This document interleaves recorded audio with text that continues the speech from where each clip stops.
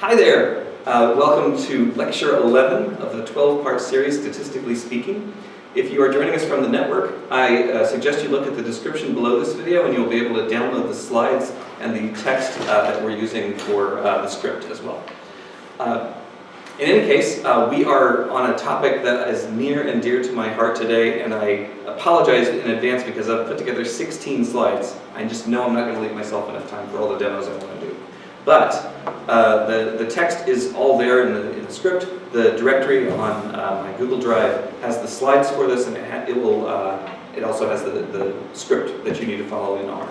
So today, let's talk about multiple testing correction. And before we move further, I just want to point out that in America, everyone is sitting down to turkey with probably some corn and maybe some mashed potatoes and noodles if it's my family, and sitting down to Jell-O with bits of fruit floating in it because I'm a Midwesterner. So happy Thanksgiving, everyone. Today, we'll just call it Thursday. So our overview today, I want to talk about two important concepts that show up every time people start asking what was our hit and what did we hit and what did we miss in our broad-ranging surveys. Those would be type 1 and type 2 error. So we're going to talk a little bit about those. From there, we're going to talk about the two most popular means for multiple testing correction, after discussing, of course, why we need such a thing. And those would be Bonferroni and Benjamini-Hochberg. These are not the only means by which we can control multiple testing. For example, we could be talking about permutation tests and things like that for that purpose. But these are the most widely cited in biology generally, and we'll talk about those in some detail. So how do we control the family-wide error rate, or how do we control the false discovery rate?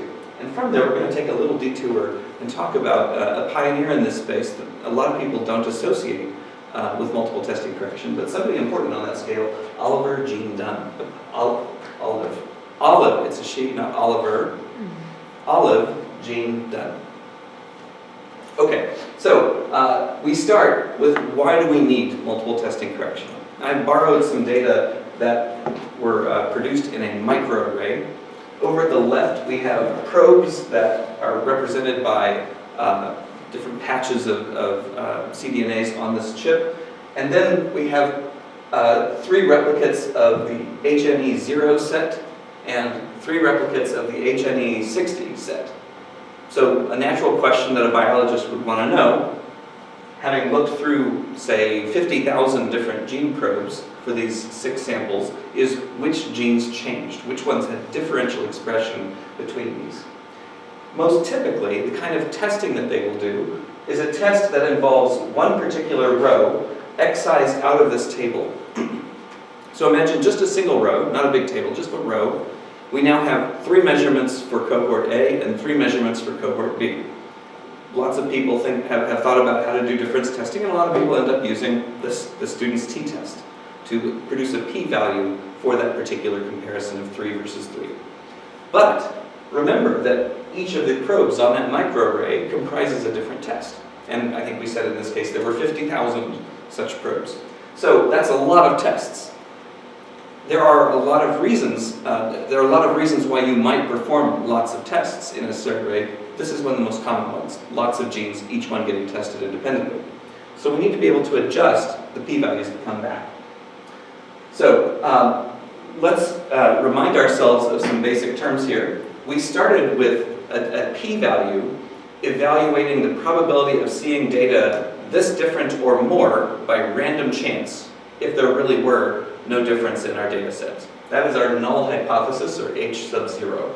So we typically see the null hypothesis is what we are testing in a t-test. It's saying how likely are data to be this far apart or more by random chance.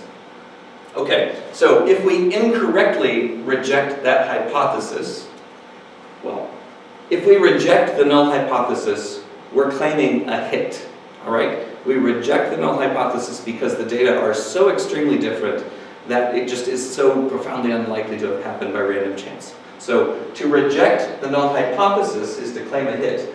To incorrectly reject the null hypothesis means that there was no real difference, but we're claiming that there was based on what we observed. Okay, so this is a kind of error. this is a type 1 error specifically. So having claimed something is differential when it is not is a type 1 error, and we probably have some sort of probability associated with that for our set. We call that an alpha probability. Okay, now this is not the only kind of error we can make. It's a very popular kind of error to claim a hit when there is no real difference. But what if there is a real difference, but we think that there isn't? So this is a case where we've lost sensitivity here. We had 100 real differences in our sample, but we could only tell 50 of them were different by our measurements. So this is a beta, or a type 2 error that we're conducting in this case. There was a real difference, but we didn't detect it.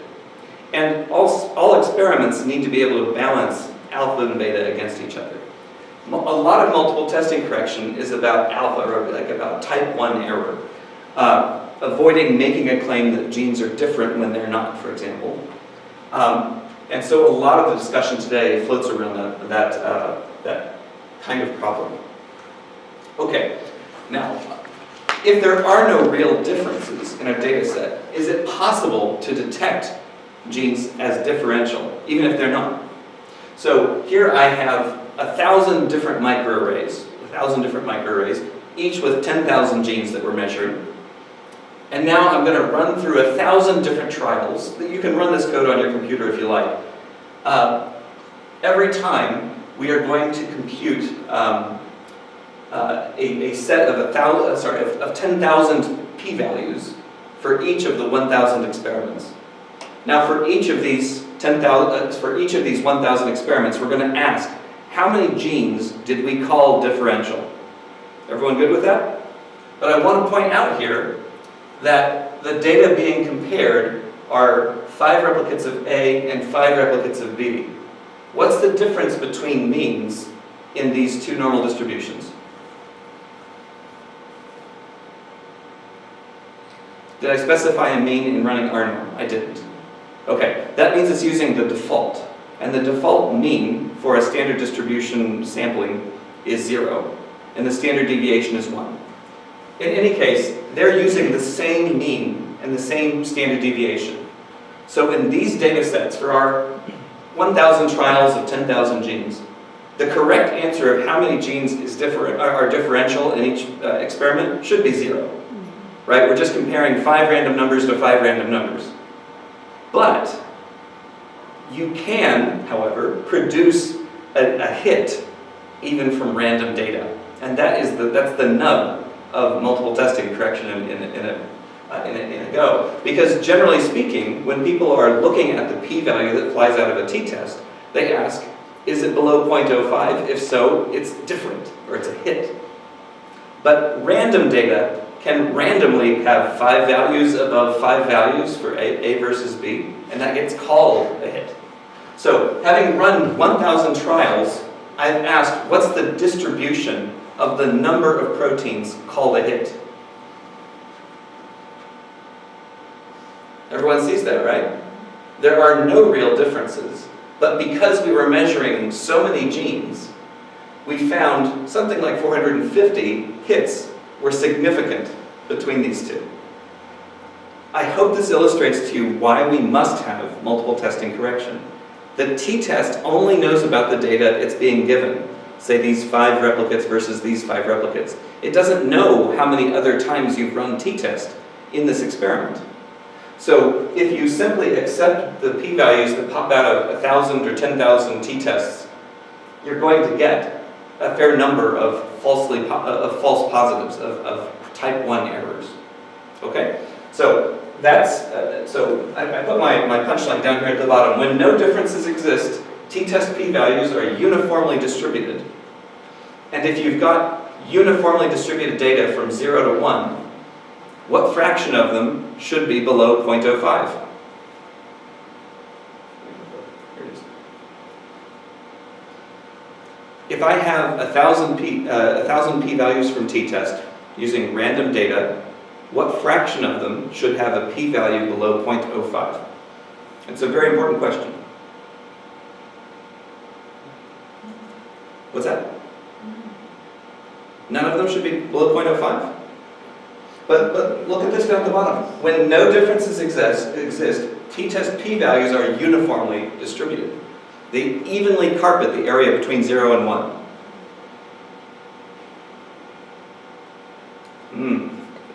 What's that? 50%. It's mathematical. It's I think 50%. not 50%. Less than 0.05. I'm sorry. Did I leave out the 0? Okay. What fraction of p-values from random data should be below 0.05? Yeah, sorry. I'm sorry if I misstated it. If they're uniformly distributed between 0 and 1, that's 2.5%. All right, I'm going to try asking this another way. I have a bunch of bins starting at 0, that's the lowest value we could have for a p-value, up to 1, that's the highest value we could have for a p-value. They are, the p-values are uniformly distributed. They make this even blanket from 0 to 1. Everyone have that so far? Okay, now I'm applying a threshold right here, 0.05, quite close to 0, but not all the way down to 0. And I'm asking what fraction of all of the p-values fall below that line?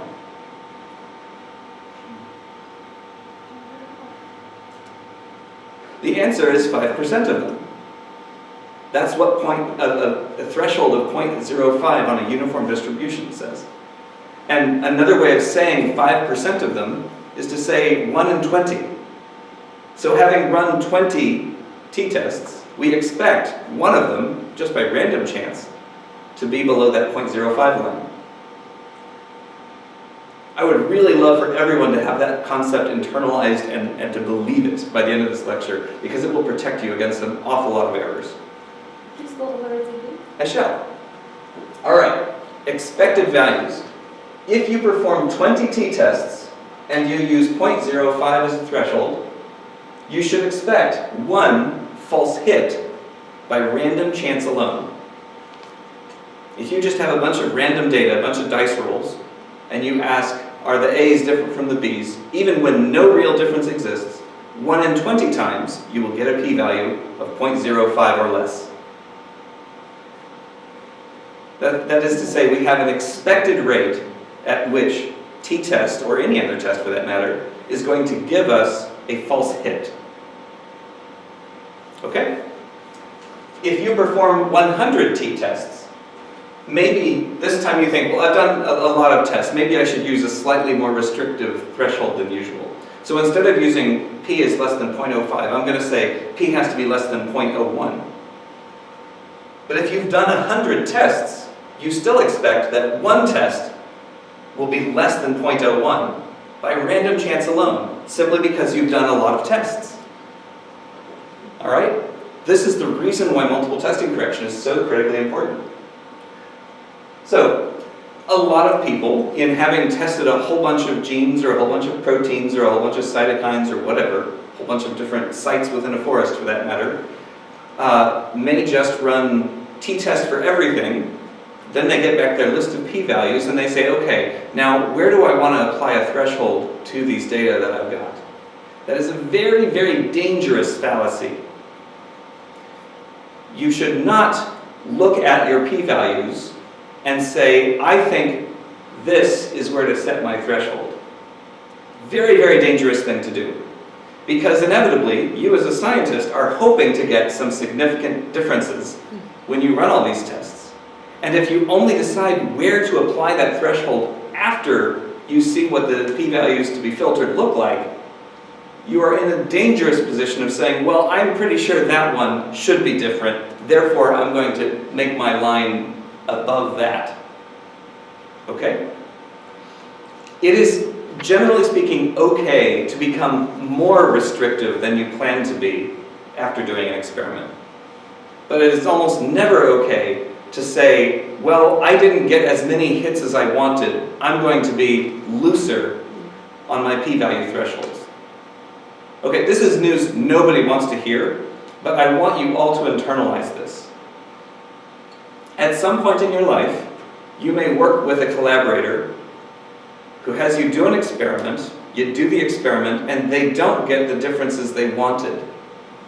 And a lot of them will say, well, we'll just use a p-value threshold of 0.1 rather than 0.05, and then that one will be called a significant hit. Know that what they're asking you to do is contrary to the spirit of discovery science. So protect yourself by thinking through how you're going to analyze the data before you get the data, and then try as much as you can to stick to that plan. All right, so you want to choose your threshold before you see how many hits a given threshold would produce. That is a very, very unpopular message, but you must hear it. Okay, so what are the options that we have to make our p-values meaningful, having conducted a whole bunch of tests?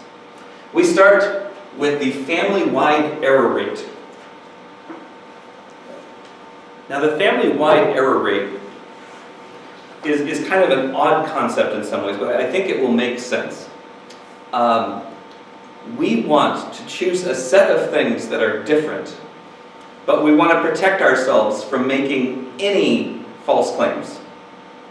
Okay? So if I have a set of genes that I'm calling differential, if I'm controlling the family-wide error rate, I'm trying to estimate the probability that none of those calls are incorrect, not a one. So maybe I measured 50,000 genes, but I'm calling 10 of them, just 10 of them. A family-wide error rate, if I'm trying to control that, will be my protection against having any of those 10 genes that I'm calling differential be wrong. So this is, logically speaking, an AND situation. My claim is that gene A is differential, and that gene B is differential, and that gene C is differential, and so on down my list of 10. So everyone sees that? So I have to compute a probability that none of these claims are wrong, because if any of those are wrong, my panel is wrong. Okay? So family-wide error rate is a hard claim to prove.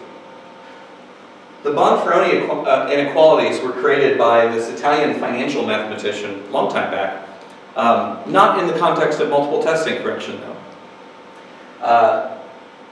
You see this term union bound? The union bound is this concept of having multiple things that you're trying to claim are true all at once. So this is this AND concept showing up in financial math. But it was actually much later when Olive Dunn discovered that these inequalities could be applied to compute a family-wide error rate. So in this case, she was trying to find a reasonable way to say this set of things is differential and none of them are wrong, to put a probability on that kind of statement. So she found that these inequalities that had been created back for financial math were actually applicable in the biostatistical realm. It is an inequality. So the Bonferroni correction that she created is guaranteeing that the probability that any of these are wrong is less than some target value. Okay? So it's an inequality. That's what a Bonferroni inequality applied in the context of biostatistics is to say the probability that any of these are falsely claimed is below some controlled value. All right, and that was published all the way back in 1961. So we're not back in the depths of time of R.A. Fisher and friends. We're still post-World War II, but that's the age that people have been thinking about this multiple testing correction problem. Was that almost 60 years now? Long time. Okay, so how does Bonferroni work? Happily, the math is very, very easy for Bonferroni. So we're going to just talk about this straightforwardly. So I've given us we have an input to this, and we have an output from this. So our inputs are two values that you should know right away. The first one is what probability is acceptable for our having no false claims. So this might be your 0.05 value. You think that a 1 in 20 error is acceptable. So our input, our t sub 0 here, is the original p-value threshold we wanted to evaluate, the 0.05. The other one is pretty straightforward, that's n. So how many different tests did we run? If you have a panel of 40 cytokines that you're measuring, that means you have 40 tests. Your n value is 40. So your input was 0.05, the p-value that you were willing to threshold at. You divided that by 40, and out pops t sub a, the p-value that you're now going to threshold at. So you can think of this as kind of a multiplier. Essentially, this is not a whole lot different than multiplying all the p-values you've done by the number of p-values that you have. So you can see this is pretty restrictive, right? If you're trying to beat a family-wide error rate of 0.05 and you've done 1,000 tests, n is really small, right? Think of multiplying all of your p-values that you just produced by 1,000, right? That's punitive. A whole lot of things that looked differential have vanished. So, in this case, if we did 40 cytokines, you can see that our 0.05 threshold has now become 0.00125. That's harsh. Okay, so Bonferroni is the start here. Now, Bonferroni is kind of the standard way to evaluate a lot of microarray data. Have people seen Manhattan plots before? Okay, not a lot of gene expression going on here, but that's fine. So we have a set of SNPs. These are genetic variants that we're evaluating, and we're looking for linkage to a particular trait. I forget which one this paper was about. This is the paper that kind of introduced the concept of Manhattan plots back in 2005. So they're microarray measurements. We're looking at all of these different SNPs in connection with some disease. And they've got a negative log p-value on the y-axis. So when you look at that, you should think to yourself, the closer the p-value is to 0, the higher the skyscraper that assorts to it. So if you have a bunch of p-values down here, these are something like 1 in 100 events. Something up at the top there, you can see there's this dashed line that's drawn across it. The p-value associated with that is I should have this number at the top of my head. It's 4.8 times 10 to the negative 7th. They said, because we are measuring 103,000 different transcripts on this, 103,000 different genetic variants on this microarray, and we want to have a family-wide error rate of 0.05, our p-value must be below that p-value, 4.8 times 10 to the minus 7th. So in effect, on this scale, that means that the skyscraper has to be taller than that line before they will call it part of the significantly associated set of genetic variants. Everyone gets that?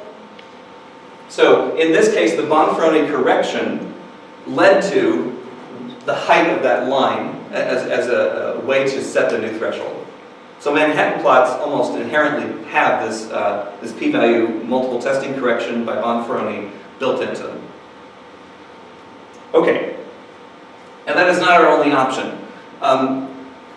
Yoav Benjamini is a researcher in Tel Aviv and has invested a whole lot of his career in the question of multiple testing correction.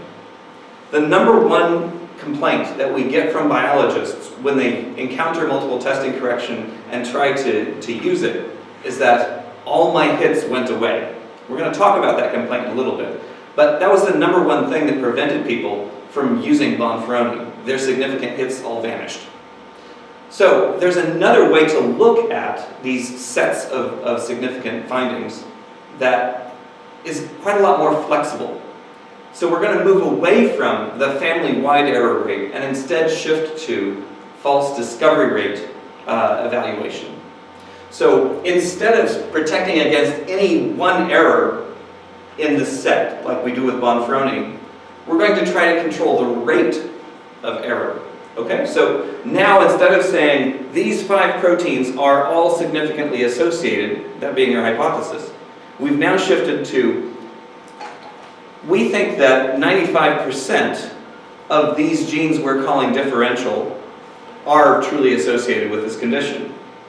You see, we've kind of done some weasel words there. we started by making this very stern statement that these 5 are certainly all associated with this condition, and now we're saying we think that 95% of the genes on this roster are associated with the condition. That's different. So I want to keep in mind that there are still conditions where you must use Bonferroni because of the claim you're making about your data.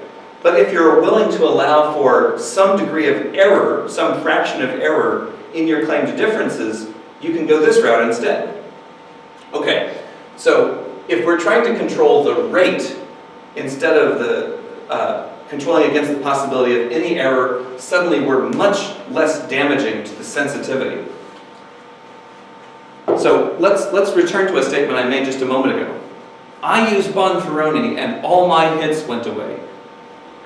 Okay? That is one way of saying that although I was protected from making a false claim by Benjamini-Hochberg, thus because Benjamini-Hochberg was controlling my alpha level, the level of error in my set, it was hugely damaging to my beta error. Because I suddenly was no longer able to claim genes were differential even when they were. Okay? So we want to keep some balance between those two. That's what Benjamini-Hochberg is really going to help us with. Okay, so using a false discovery rate approach enables us to have some sensitivity to be able to detect things when they really are different. And it's also going to help us to control the alpha error, to prevent us from claiming things that are different, in making a wrong claim that something is differential. Okay, so we're going to talk about that in a minute. I want to point out, though, that for 35 years, the Bonferroni process and its successors, you probably don't want to use the original Bonferroni quite the way it started, the approach of family-wide error rate was deeply, deeply entrenched. So the fact that in 1995 we were able to come up with better ways to deal with this in cases where some degree of error was possible was a godsend. And this is not the only approach out there. BH is not the only one. It's one of several, and a lot of them have Benjamini's name attached to them. Okay, so how does that work? We're going to come back to our 40 cytokines. Remember, we had 40 cytokines. Each one we had a t-test for. We have our p-value associated with each of the 40 cytokines. We're now going to sort all of the p-values that came back from each of our 40 cytokines from lowest to highest. You can see them appearing right here in the data here. So our highest p-value is 1, our lowest is 0, and we have 40 dots, each one representing one p-value that came back from a t-test for a particular cytokine. We're now going to apply a different threshold to items depending on where they are on the list. That might sound really hinky and strange, but I swear this works. So this is what we call a step-up procedure, meaning that the threshold we apply to each of these points is going to rise as we become more and more inclusive. So for our very first one, we have an input threshold of 0.05. We have the rank that we're currently considering. We're looking at the best hit from our list. So R is 1, and we have a total of 40 of these that we've produced because we had 40 t-tests for 40 cytokines. Out from that comes a threshold, and that threshold is one that we apply to this point only. All good? So we're going to be more restrictive, require a higher and higher p-value as we move forward. And here I'm showing it with this red line, this gradually increasing threshold that gets applied. The process for I've actually written in those values. You can see that the first one, in this case, actually got the same threshold applied to it as we did with Bonferroni. But then it got twice as liberal for the next one. 3 times the first for the third to be tested, and so on. As you gradually increase across all of these, you finally get to 0.05 all the way at the right. So, having applied these thresholds to these points, we say below, below, below, below, below, below, below, way above, above, above, above. So in this case, these points would all be called significant hits with some degree of error associated with individual calls. All right. So what comes out when we have our conversations with biologists? This is a difficult conversation, and one that every biostatistician, I think, is someday going to encounter. I don't want to use multiple testing correction because all my hits vanished when I used it. So first off, sometimes we make assertions about biology that are not true. Sometimes our hypothesis that led us to do this experiment sought to find a significant difference, and it didn't happen. Sometimes the null distribution, this null hypothesis, is accurate, that there is in fact no difference to be seen. Just because you do the experiment does not mean that you see a difference. All right. But maybe your experiment was underpowered. Underpowered. That is a very important term, and one that we're going to explore in a lot of depth next week, because power analysis is one of those things that everybody expects a statistician to just knock off in no time. So I'm going to try to guide you through those hazards next week. So it could be that your experiment, which was maybe a 3-on-3 comparison, simply didn't have enough power to reveal the differences that were real in those samples. Okay, so those are two different reasons why the multiple testing correction may throw out all of your hits. Next, Dr. X published without multiple testing correction. Why must I do so? This comes up a lot. And I want to tell you that there are a very large number of investigators in every field, whether it's proteomics or immunology or anything else. There are people who have very big hats in our field who've been around for a very long time, and some of them publish irresponsibly. Some of them said, you know, all of my hits went away when I used multiple testing correction, so I'm just not going to use it. You see it a lot, frankly. And I want to remind you that being an eminent immunologist or an eminent proteomicist or an eminent geneticist does not mean you know anything about statistics. So, people publish bad statistics all the time. Don't be one of them.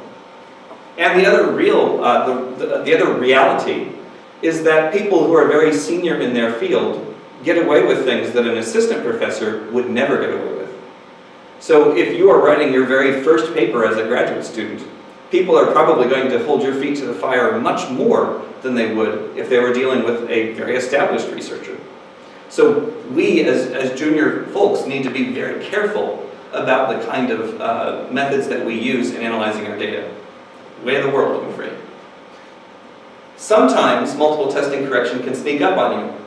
Somebody did 5 groups, so they compared A to B, and A to C, and A to D, and A to E, and then B to C, B to D, B to E, C to D, C to E, and then finally D to E. Each of those produced a p-value. Well, now they must do multiple testing correction, because doing that 5-way pairwise, doing the 5-part two-way combinations led them to do 10 tests. And if they simply use 0.05 as a threshold, the odds are about 50-50 that they have a false hit just by random chance. Okay. Sorry? Yes? When you say that the experiment was on the question of the sample size? Yes, very frequently the experiments that we do in biology are curtailed by the cost rather than the number of samples that we really need in order to detect small differences. So underpowered, usually, there are several ways that it creeps in.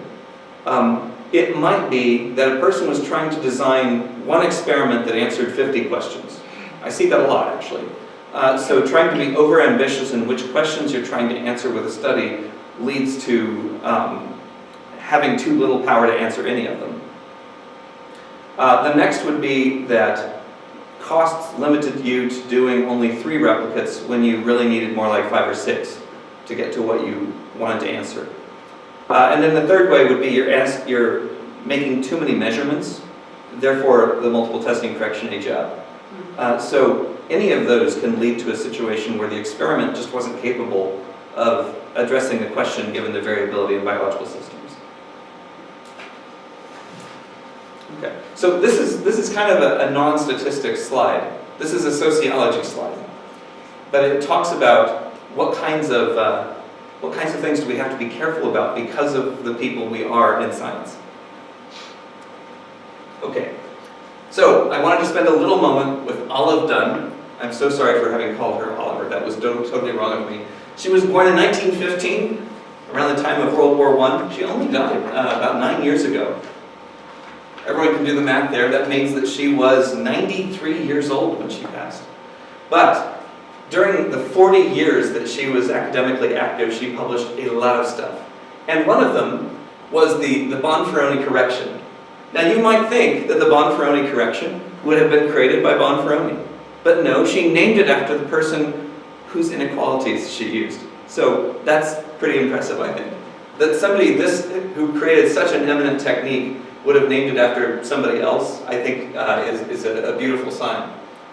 So she spent 3 years as an assistant professor at Iowa State, which is good to me because I grew up in the Midwest. My mom's from Iowa, so I kind of like that. However, she returned to UCLA where she had done her earlier degrees in 1959 to join the Department of Biostatistics. And she went the circle. She started as an assistant professor. She worked her way presumably up to associate professor. She became a full professor, and that's where she graduated, but that's where she worked when she finally retired in the end. In 1968, she was named a Fellow of the American Statistical Association, which demonstrates that some of the terminology we use for our eminent societies haven't kept up with the times. Being named a Fellow as a woman must have been sort of a strange experience, right? So, she served in the American Association for the Advancement of Science. She was one of their leading editors in the space of statistics, and was also involved with the American Public Health Association. I've pulled some of this information from her biography page over at Wiley. She wrote one of the canonical textbooks that we used in biostatistics and went through several editions with that. So, a very eminent person in the field of statistics. I read this quote from her 1961 paper, and I wanted to share it with you because it's not an attitude you see all that frequently in modern day publication. When she's describing her Bonferroni correction, she said, "The method given here is so simple and so general that I am sure it must have been used before this. I do not find it, however, so can only conclude that perhaps its very simplicity has kept statisticians from realizing that it is a very good method in some situations. In any case, the users of statistics in the main seem unaware of it, so I feel that it is worth presenting." I love this person. I've never even heard of her until this week. But somebody who's willing to offer this idea in this kind of self-deprecating way is, I think, really beautiful to see. We see an awful lot of scientists who seem to think that being the best is the best calling card. But I think somebody who's able to find niches where her ideas or his ideas can be useful is someone to be admired far more. Okay. Experiments that produce many statistical tests require multiple testing correction. MTC is not just a good idea, it's something that we must be ready to do because almost all of our science generates lots of data, lots of tests. Bonferroni prevents us from making any wrong calls, but it is extremely demanding. It requires that you make very, very low p-values for a hit to survive. Benjamini-Hochberg is a more liberal kind of correction, and it controls the rate with a threshold that steps up, which is why we call that a step-up method. There are also step-down methods. I'm not including them in today's lecture. So while Bonferroni and Benjamini-Hochberg are dominant methods for multiple testing correction, they are not the only options. Benjamini is still publishing new ones after all. Lots of people have. So it's a good space to keep an eye on. There may be good ideas that help you to keep your errors in line. Okay, how much time have I left myself for our demonstration for the day? Almost 15 minutes! This is like my best time ever. Okay, well, we are going to do some demos. Now, some of this you've already seen. After all, I've got some data like these that we visualized. We could run that code. But instead, I'm going to start us with the the Benjamini-Hochberg data I produced here, over at the right. So I've given you 40 p-values ranked from lowest to highest, and threshold, and so on. Let us work in R to produce that plot again. Now, I'm going to shrink the size of this just a little bit. in hopes that we can, oh, goodness me.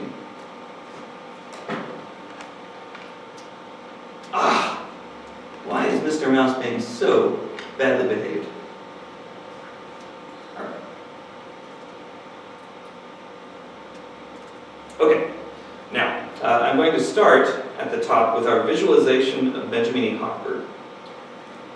If I can just, oh, of course it's not going to show the full edge of the screen. Let's get it a little, getting closer.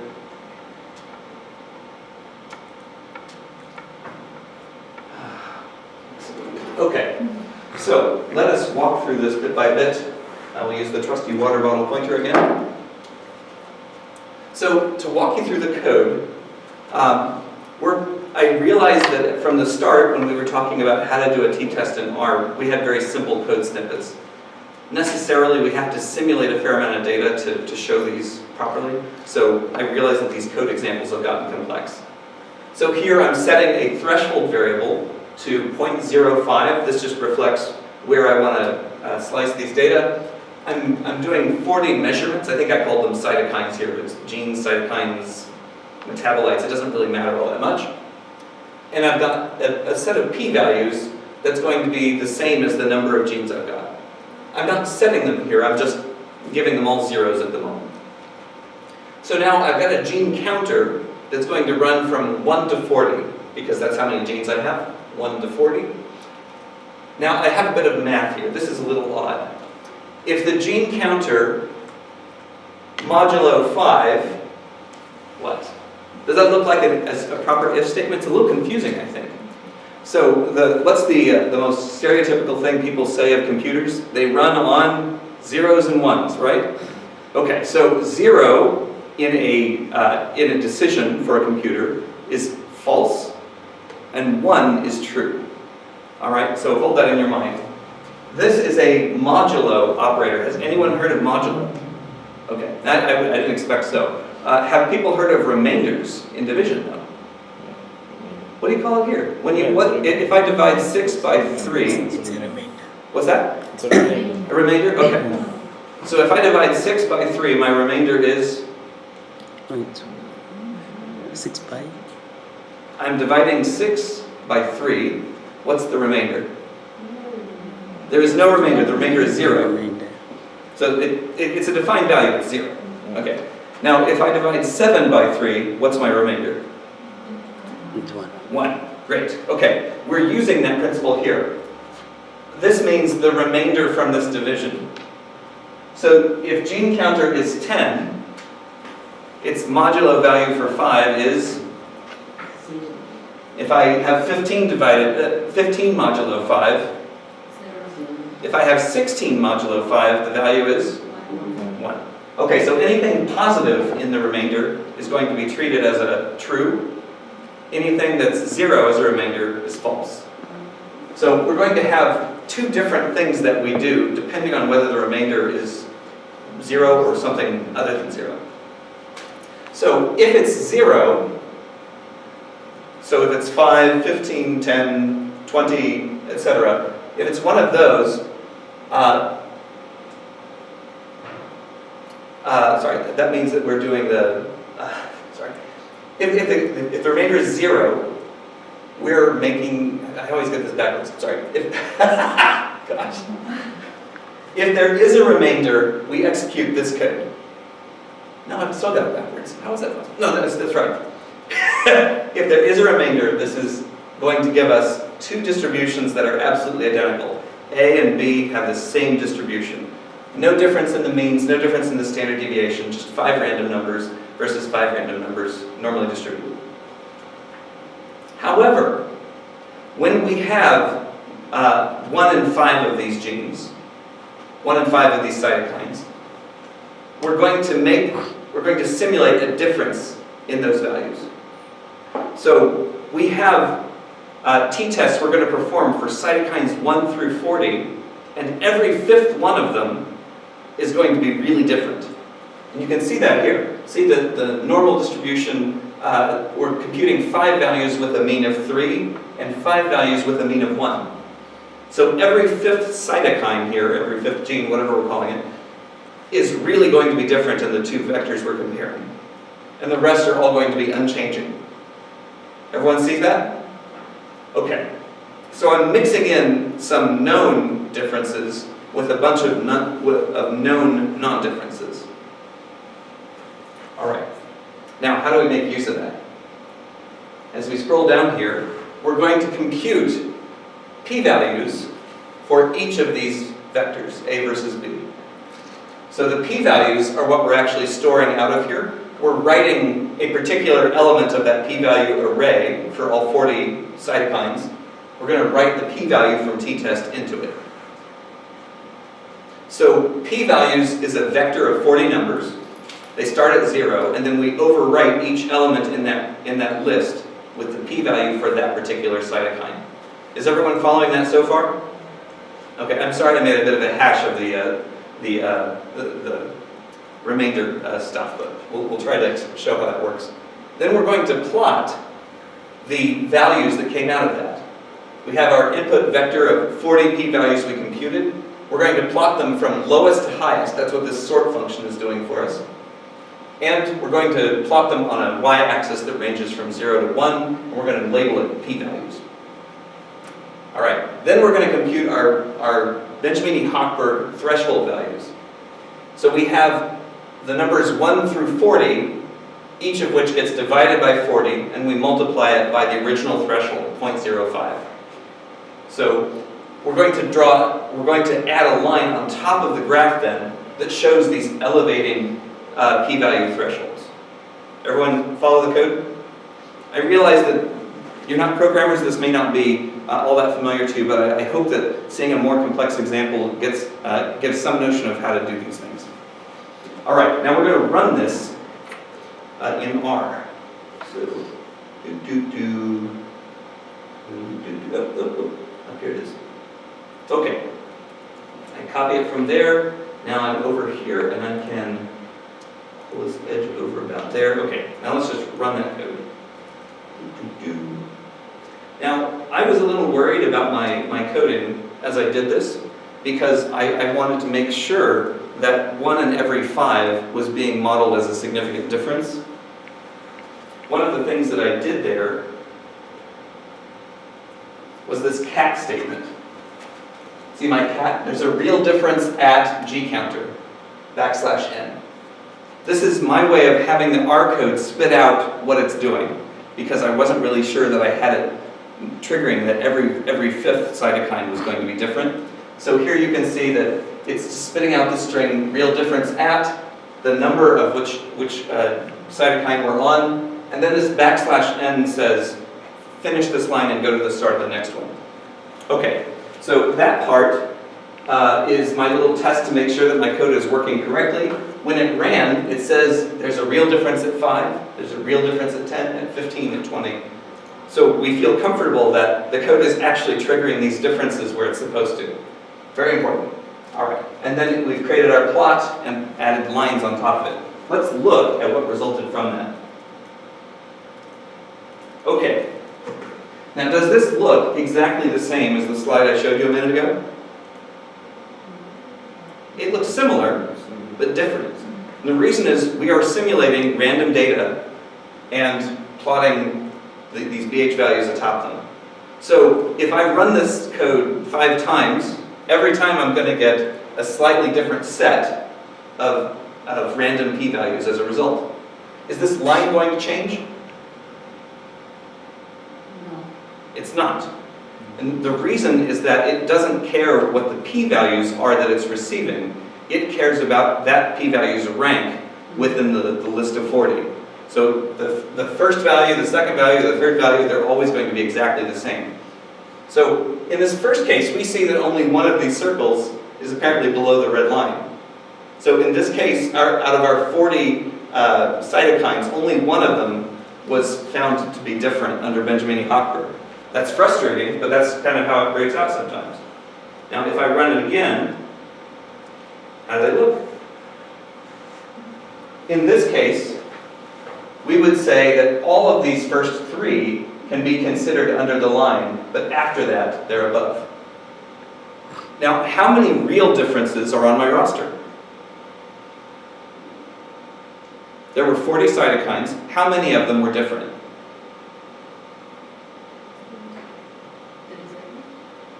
37 of them? No. Oh, no, we know the answer to this. Oh, no. You say 1 in 5. 1 in 5, yes. So how many should be below the line? There are 40 cytokines, 1 in 5 are really different, therefore 8. 8 of the 40 should be below the line because we gave it a mean difference of 3 versus 1. Those should have been seen differently. But the data don't always turn out quite as nice as we like. Sometimes the high values are a little low and the low values are a little high, and those clouds touch, and then we start getting a p-value that doesn't survive multiple testing correction. So in just this basic example, with only 40 cytokines, a difference of, I think, 3 to 1 in the means, we still see that we're losing some, even under the Benjamini-Hochberg correction. So anytime you're producing lots and lots of t-tests, be aware that you may end up losing some sensitivity simply because there are a lot of tests. All right, now the next example is a little hairier, but it uses most of the same principles really, so we'll try to walk through this. All right. This time, we're dealing with something more like a microarray or proteomics. We have 1,000 genes that we're going to model. This time we're doing a 5 versus 5 comparison, so you can see I have A reps and B reps. I am creating a matrix of random values, and here you can see that whether they're A's or B's, I am just jamming in some value drawn from a normal distribution. So 1,000 genes, 5 versus 5 comparison, but no difference whatsoever. Just a bunch of random noise. Everyone see that? Okay. So I'm going to give the columns of my matrix of expression data, A1, A2, A3. These are the names that we're going to apply to that vector. So let's start by looking at the data that come from this. All right, so I'm coming up here. I'm going to grab the genes. I'm going to stop before we do the t-test stuff. Okay, I'm going to close that device there. All right, I am going to run our new code.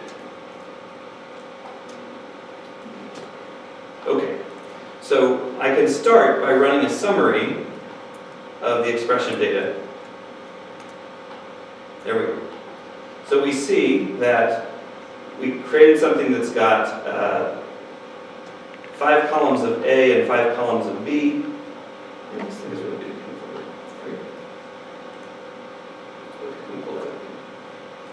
So I ran the summary. I have my column A, A1, A2, A3, A4, A5. Those are the first replicates in the A cohort. And then I have B1, B2, B3, B4, B5, all in the B cohort. And something that should be patently clear is that we've got mean values that are all close to 0, because these data all come from the normal distribution by default. So the default version of it, which means that we have a standard deviation of 1 and mean values of 0. And you can see that none of them are that far from 0. Are they equal to 0? No, because they're randomly sampled.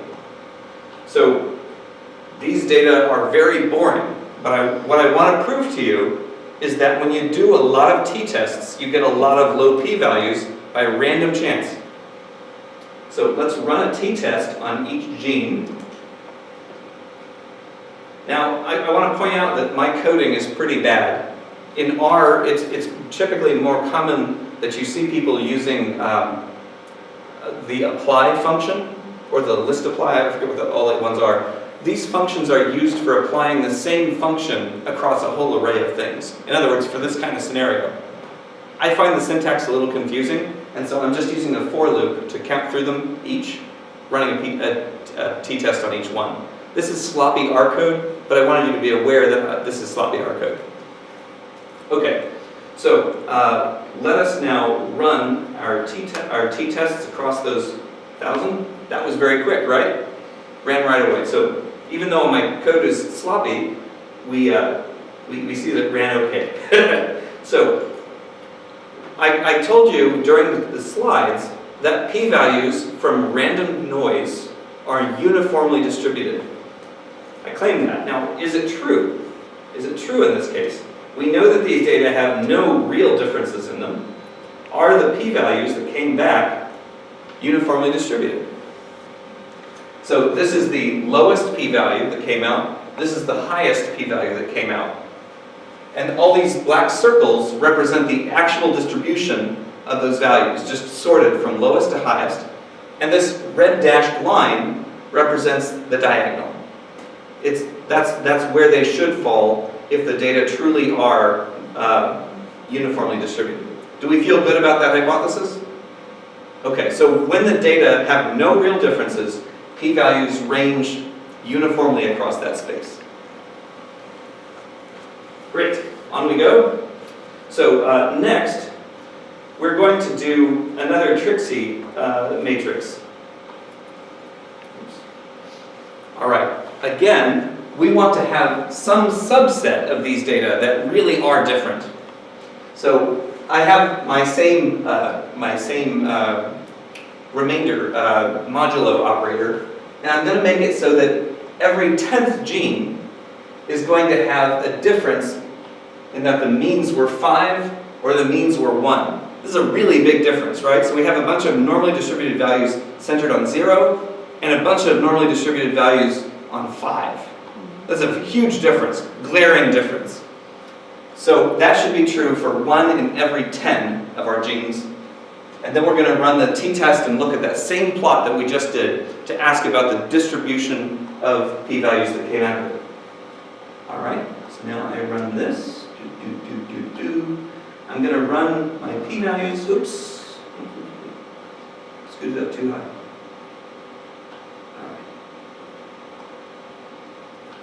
All right. This thing's killing me.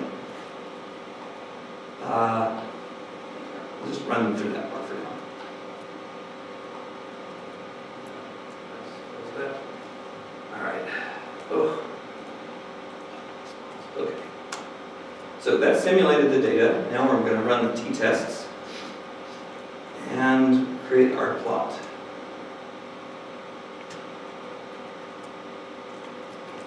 Okay. Great. We now have our plot. What's different? They're not quite uniform.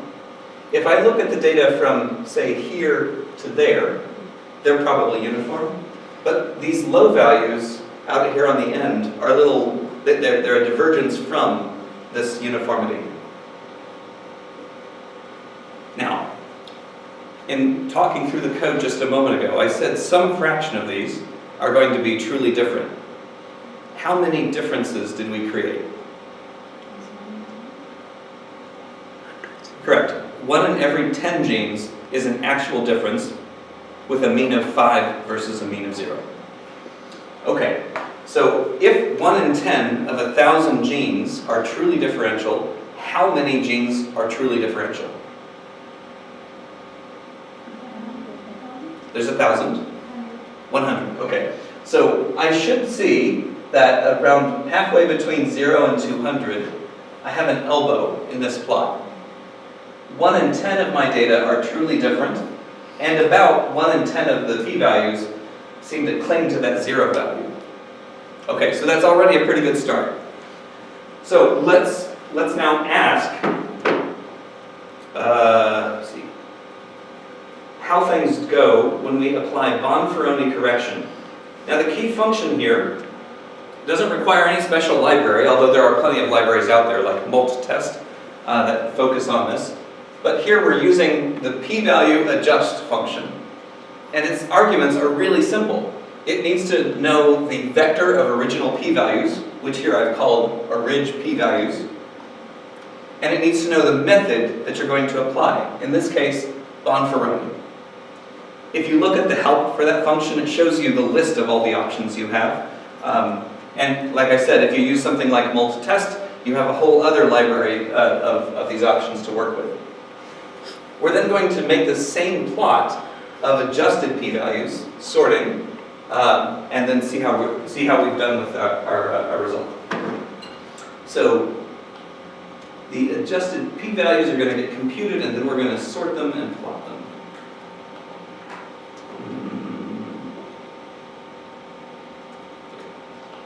Great. So we started with a plot that ran from 0 to 1, and it was really taking its time to work its way up. But when we applied the Bonferroni correction, effectively we multiplied every p-value times 1,000. Because there were 1,000 genes, right? That's what Bonferroni correction is trying here. So what is the maximum for any p-value? 1. The highest value for any of these is 1, because it doesn't make any sense to say you have a p-value of 2. So Bonferroni here is truncating the ceiling at 1. If the p-value after correction would be greater than 1, it's just going to set it to 1. So you can see that we rammed into that roof really fast. And we have this subset of things that have below 1 p-values, but the ones we actually care about are way down here in the corner. This little set that's below 0.05. So how did those look? Now you can't really see, it's hard for me to extrapolate from that curve to what their p-values are. So I'm instead of looking at the graph, I'm going to look at the data a different way. I'm going to use the head function. Head is actually a Unix command, but it's so useful that it's been ported into R here. What we're going to do is look at the top of the list of sorted items. So we've specified we want to see the first 150 values from this. I still have a question back there. Can I help? Okay. All right. Here we see that we've got a whole bunch of 1s, but we're looking at kind of the end of that list because I've got my screen resolution set up to match the projector. So, oh, dirt. Come back here. Yeah, I'm going to stop here for the moment. This is the start of that list that we plotted. And you can see that even with this very strong correction, multiplying every p-value by 1,000, we still have some pretty respectable p-values here. Now remember how different those two values were. We said it was a mean of 5 versus a mean of 0. We would expect to get some pretty significant t-test p-values out of that. And we can see that these p-values keep rising. Now, what is our threshold normally when we look at these? 0.05? All right, where's 0.05 on this list? These are given in scientific notation. So remember that when it's e minus 0.01, you need to move the decimal point 1 to the left. If it's e minus 2, you can move it 2 to the left. So 0.05 is 5 times 10 to the minus 2. It's 5.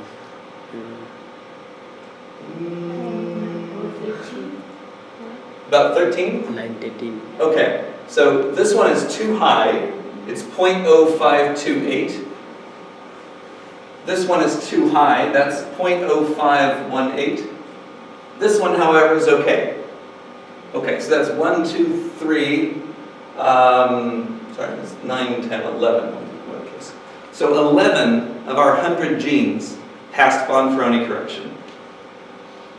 That's frustrating, isn't it? I mean, we know that the 100 variables were very different here, a mean of 5 versus a mean of 0, but Bonferroni correction is tough, and beating that threshold really hurt us here.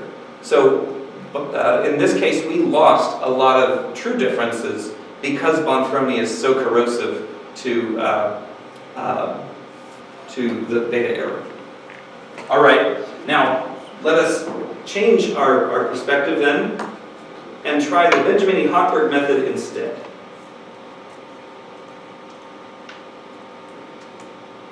All right, there we go. Isn't that an interesting plot? We still see that we get some pretty high values there at the end, but a fair number of them, we still see this little hook to the left here at the bottom, will still survive under 0.05. Now we're going to do the same head command to see if those values are still in place. So I'm going to just visualize the first 150 values. I'm sorry, I need to do this again with the screen set to the right size. Okay.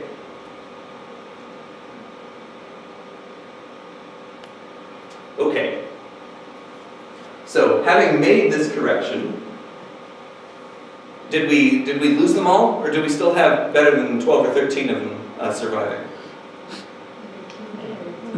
More. 37? What does this mean? This 6.00. e to the minus third means 0.0036. We need to go lower, exactly. Thank you. I'm glad you guys are following along on this one. All right, so I'm going to keep going, keep going, keep going. Should I stop there? Okay. So now when we look at the bottom, we're looking for things that are below 0.05. So is this below 0.05? Okay, that should be 0.0509. So this one's very slightly too high, but this one, It's 5. it's under. All right, so the total number that we have is 96. 96 of the true differences were retained when we did Benjamini-Hochberg. Close. Okay, so you should not assume that all multiple testing correction options are the same. They differ in how they do their filtering, and certainly Benjamini-Hochberg is going to be a much more permissive kind of barrier for entry. Okay, I left a question in the script, which is, how would you determine the fraction of these significant differences by Benjamini-Hochberg that were real differences? How would you determine that? Because it's possible that these random variables were flagged as true differences. So how would you know whether the true differences were the set of 96 in this case that we could retain?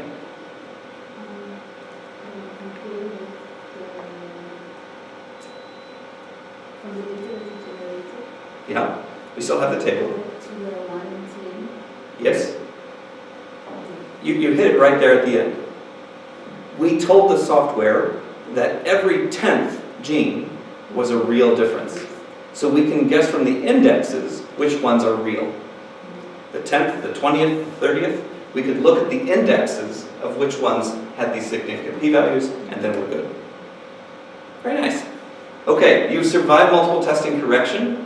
Next week, we discuss power calculations, and then we're done for the holiday. So I hope you guys are looking forward to that too. I know I am. And I look forward to talking with everybody online, of course, in the next episode of Statistically Speaking.